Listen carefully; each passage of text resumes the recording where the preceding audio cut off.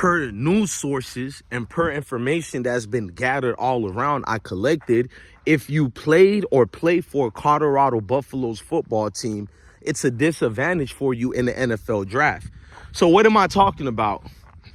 There seems to be a tag teaming situation going on with evaluations in the NFL 1 month prior to the draft. We see this all year, but from Jimmy Horn Jr. to Wester, former FAU player, then Colorado, Jimmy, former South Florida University, then Colorado. All these players have shown they are basically NFL talents, and there's more Colorado players going to the draft. You got Travis Hunter and Shedeur, without a doubt, that should have been number 1 and 2 in the draft. But now, per reports, Travis Hunter's stock has dropped to the 6th pick or 7th pick. I don't know if it's because of his girl, Liana, or because of Colorado, but I'm going to say because of Colorado. His girl has nothing to do with the game of football, even though a distraction left and right. But Travis Hunter's stock has went down. He's being predicted as a 6th or 7th pick in the draft, which is weird as hell. I didn't think he was the number 1 pick in the draft because I think Shedeur is the number 1 pick in the draft. But you would think a team like Tennessee Titans, you would think a team like that, if they don't take Cam Ward with the number 1 pick, you mean to tell me the Titans are going to skip past Travis and Shedeur? Cleveland Browns are going to choose to skip past Travis and Shedeur for a defensive end because Myles Garrett is leaving your team? Well, we've seen what your team did with a Myles Garrett. Absolutely nothing. So what's the real reason for you to pass up on a top cornerback like that or a top quarterback? It makes no sense. And that's what I mean about the NFL teams sticking to code. It's political, ladies and gentlemen. It was never about wins and losses. It's about money.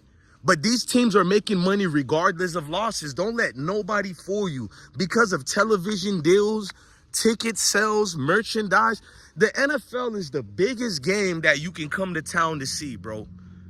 The contract structures of the game allows and permits these teams to make so much abundance of money. In fact, every single one of those owners are in full control of the NFL commissioner. So to think Roger Goodell is favoring the average man and woman, you're a fool. The NFL draft has made so much moves over the years, such as Daniel Jones being drafted, all this other crap. And it makes you think what's going on in these NFL offices. Travis Hunter, no matter what his girlfriend Liana did or the distraction it was, he's a Heisman-worthy winner. You can put him in the receiver position. You can put him in the slot. You can put him even in a tailback type-like position, an H-back. You can throw this man anywhere in the defensive side of things, as far as defensive back, I mean. You can do pretty much anything with Travis like a Swiss Army knife, and he's falling to the 6th or 7th pick. So all these teams skipping past these talented players for what? And it's the hatred of Colorado football. We get it over here. It's random strangers. I don't even know who wants to either fight me, kill me, or discredit me as a human being because I support Colorado football. And these are people who are not even fans of Colorado or the teams Colorado play against, meaning Colorado doesn't play against their school or anything. They just don't like the fact that a melanated brother like me is standing tall in the face of fire. I'm not trying to be no victim here, but it's true. These people are crashing out in the comment sections, and if it's of all ethnicities, white, black, Spanish, they're all enraged that how could you defend Deion like that? So am I supposed to hate him with you? I'm supposed to pretend me and Deion got some type of beef because you dislike who Deion is? And that's the thing. Majority of everybody sticks to code when it comes to Colorado football. It's weird. It's like the outlandish, bizarre attacks that's been going on and unleashed at Colorado players, including Shedeur. It's guys who don't even watch football, don't understand football. They're the main ones who's more boisterous, loud, and wrong, and proud of their ignorance towards the Sanders family. They come up with lies. They'll utilize anything and say he's not a quarterback. I would respect these people more if you just say you hate the Sanders family. I'm not going to ask you why, because I already know why. You claim it's arrogance, but how could one man arrogance upset you enough where relentlessly you keep talking about them? If you do hate them, why keep talking about them? You said what you said, move on. But you look for any hit pieces on them, you look for any articles about them, you try to diminish what those players are worth at every single chance you get. It's bizarre, it's weird behavior, and it's giving clan educational purpose member behavior. It's giving clan educational purpose behavior. It really is.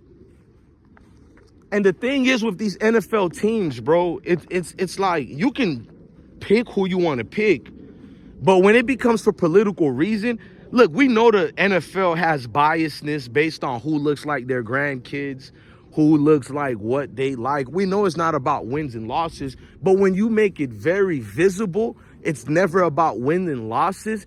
It's like people lose passion for the game, man. We already have this NIL system in play that took a lot of the fun out of football already. Even in the high schools, players are trying to play for a deal while they're in the states that allow players to get paid. Even those players, the domino effects has trickled down to them as well.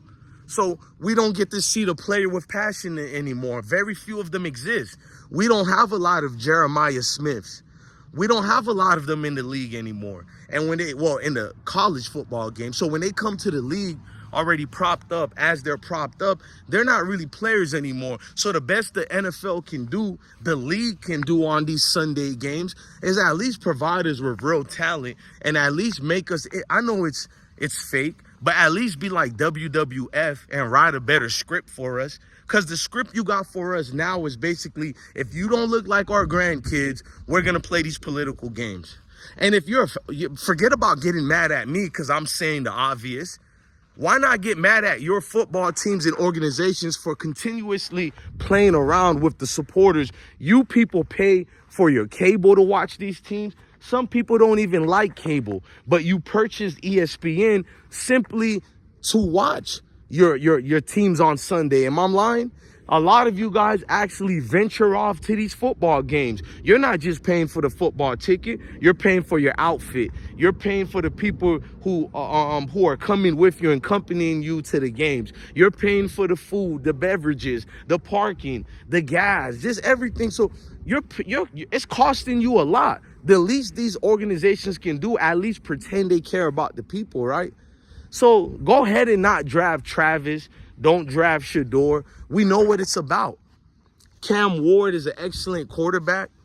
But if Deion Sanders was not in this draft, Cam Ward wouldn't get love like this. And I hate to admit it, I love you, Travis Hunter, but the reason why your stock has fallen that bad, I think it was, well, besides everything I stated, we do got to look at how you handle your girlfriend situation. I mean, we got to be honest. Some teams don't want that type of garbage in their locker room. Everybody has girlfriends and drama and all that, but they control it where it doesn't hit the media. And you are showing in the future, if that woman decides to do anything to you, you can't control it. And a lot of teams look at it like that. We just got to be honest about the obvious situations. But look, man, I'm DJ Bless One, the best one. Love your family, love your kids, and stay blessed.